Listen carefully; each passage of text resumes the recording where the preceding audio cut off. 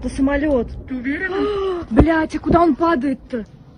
کوژرانی یەڤگینی پریکۆژین و دوو جێگری لە تێکشکانی فڕۆکەکەیاندا جارێکی تر ئەو ڕاستیان سەلماندەوە کە نەیارانی پۆتین هیچ کاتێک لە تۆڵەی ناوبراو لە ئاسایشدا نابن. هەر بۆیە لە دوای کوتەداکەی لە دژی کرێملن بە مردووی زیندوو ناو دەبرا. 5 هەفتە پێشتر لە دیداری ساڵانەی پەیمانگای ئاسپنی ئەمنی لە ویلایەتی کلۆرادۆدا ویلیام بێرنسی بەڕێوەبەری ئاژانسی هەواڵگری ناوەندی ئەمریکی CIA گومانی لە چارەنووسی سەرکردەی کۆمەڵەی ڤاگنەر هەبوو. ناوبراو گوتی سەمایەکی ئاڵۆزە لە نێوان پریکۆژین و پۆتیندا پۆتین بڕوای بە تۆڵە هەیە. هەوڵ دەداتە ئەو کێشەیە بەو پەڕی بگەێنێت. بە پێی شارەزایم سرم سوور دەمێنێت ئەگەر پریکۆژین لە تۆڵە ڕزگاری ببێت. جۆ بایدنی سەرۆکی ئەمریکا ڕایگەیاند کە غافڵگیر نەبووە بە تێکشکانی فڕۆکە تایبەتەکەی پریکۆژین.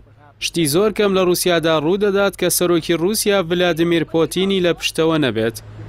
بۆیە بەرپرسێکی ئەمریکی بە کەناڵی CNN گوت مردنی پریکۆژین چاوەڕوان کراو بوو لەلایەنی دارەی سەرۆک بایدنەوە، چونکە ئیدارەی سەرۆک پۆتین مێژوویەکی درێژی هەیە لە بێدەنگکردنی نەیاران و ڕەخنەگرانیدا. میخائیل بۆدۆلیاکی ڕاوێژکاری سەرۆکی ئۆکرانیا لەو بارەیەوە ڕایگەیاند ئەو کاتەی پریکۆژین لە 200 کیلۆمەتری مۆسکۆوە بە بەڵێنی پۆتین و زەمانەتی لۆکاشینکۆی سەرۆکی بیلاڕووسیا بڕوای کرد بڕیاری لە سێدارەدانی خۆی واژۆ کرد.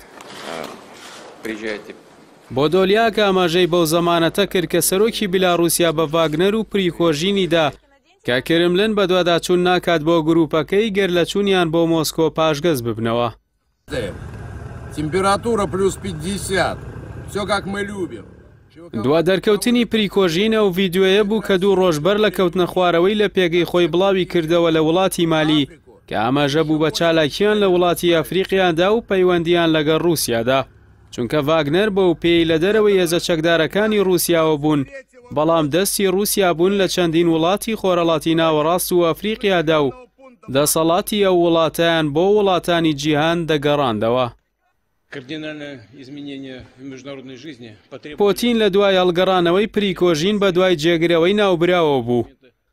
لە دوای کوژرانی ناوبراو کەسایەتی ئەندرێ ترۆشێڤی گەورە ئەفسەری سوپای رووسیا و لە دامەزرێنەرانی ڤاگنەر جێگرەوەی پریکۆژین ناو دەبرێت کە پەیوەندیەکانی لەگەڵ سوپای رووسیا و پۆتیندا گەرمە، بەڵام دابەشبوونی ئەندامانی ئەو کۆمەڵەیە بەسەر لایەنگری جۆرا و جۆردا جارێ بابەتەکەی بە نادیاری هێشتووەتەوە.